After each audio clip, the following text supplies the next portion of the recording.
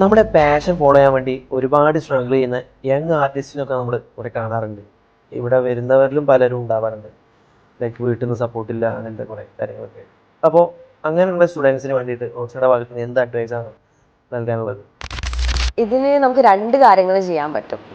നമ്മളെ പാരൻസ് ഇതിന് correct no പറയുന്നതിൻ്റെ കറക്റ്റ് റീസൺ നമ്മൾ മനസ്സിലാക്കിയെടുക്കുക എന്നുള്ളതാണ്. പല കാരണങ്ങളുണ്ടാവാം.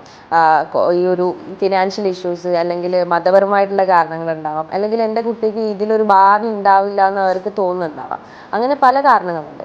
കൃത്യമായിട്ടുള്ള കാരണം മനസ്സിലാക്കി അവരെ നിരന്തരമായിട്ട് എഡ്യൂക്കേറ്റ്, ഒരു തവണയല്ല പല തവണകളായിട്ട് അവരെ പറഞ്ഞ് മനസ്സിലാക്കുക എന്നുള്ളതാണ് നമുക്ക് ചെയ്യാൻ പറ്റുന്നത്.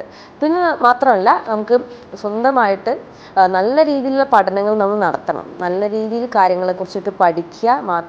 അത് മാത്രമല്ല, നമ്മൾ നല്ല സെൽഫ് കോൺഫിഡൻസും സെൽഫ് റെസ്പെക്റ്റും അത് നമ്മൾ വളർത്തിയെടുക്കേണ്ടത് ഭയങ്കര ഇമ്പോർട്ടൻ്റ് ആണ്.